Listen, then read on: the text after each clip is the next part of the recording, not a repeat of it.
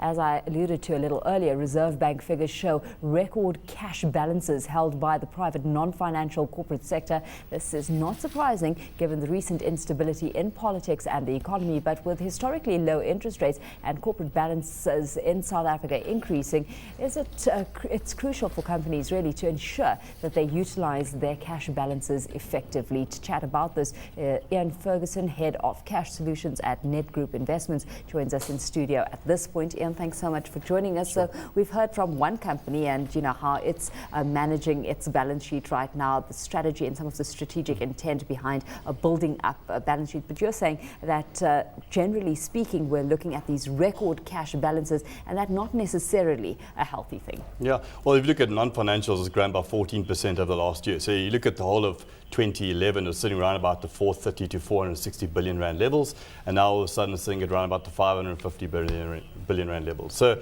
the cash balances are growing, and I guess a number of reasons. One, looking for projects, and I mean, Graham's obviously got a good project in mind there, and they are working on others, but trying to find projects not necessarily that easy all the time. So I guess you've got to keep some powder dry, as Graham says, and effectively look for the ones that give you the best ROE. So effectively, if you think about it, there's lots of money out there. It's utilizing correctly, and and you think of the companies that are putting money into South Africa as well in terms of searching for yield. So you've also had that element. So there's global companies searching for yield, and they are looking in South Africa because rates are a little better here than particularly the US and obviously Europe as well.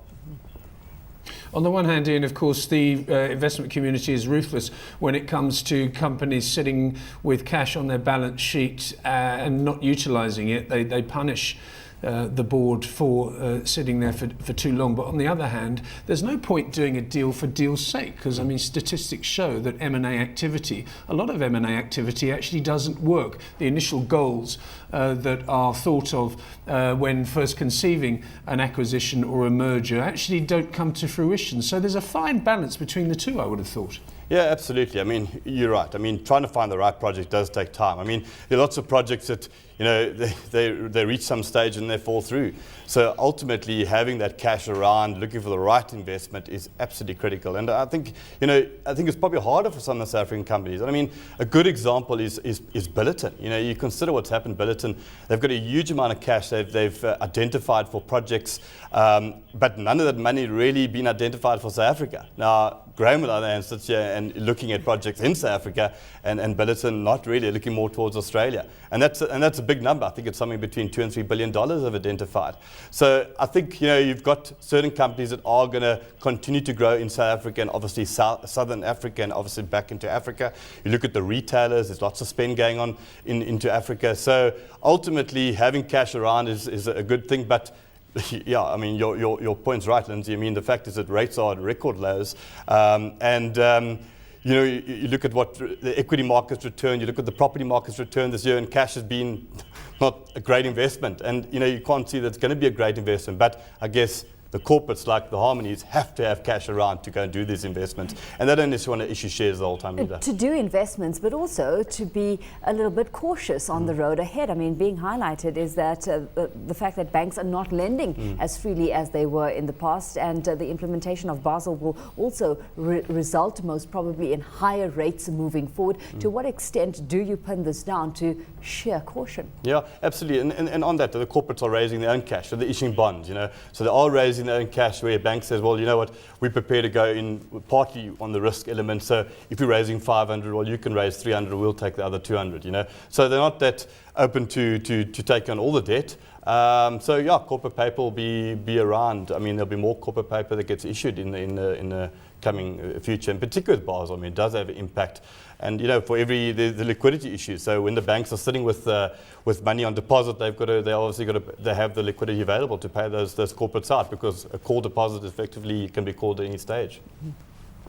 If M&A activity doesn't pick up, Ian, and if there aren't any projects that come to mind for certain companies, and with all the cash sitting around, is there going to be a dividend bonanza potentially in 2013? That would be quite exciting. Yeah, it would be. I mean, Graham alluded to that point as well. And effectively, yes, there could be these dividend bonanzas. But effectively, if you're not going to issue a dividend, you want to keep your cash, you're going to look for the best potential interest rate you can get on your money.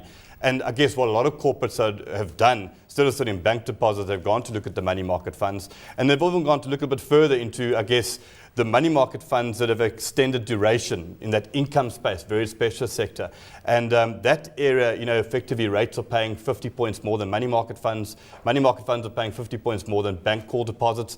So there are areas one can look at to get a little bit of an extra yield. And I guess in these times, if you think about it's 50 points, but in theory, it's 10% extra yield. Mm-hmm. So 10% in these kind of environments, I guess it's an onus on the corporates to make sure that they do get the most out of the yields within the confines of the investment policy and risk parameters. So when it comes to those investment vehicles, what's actually glaring as being popular right now? Yeah, on our side, and not to punt funds here, but on our side, we have what we've got an extended money market fund called a core income fund, which, on an annualized basis, is yielding just over 6% currently. And that's exactly the same investment. One would use a money market fund.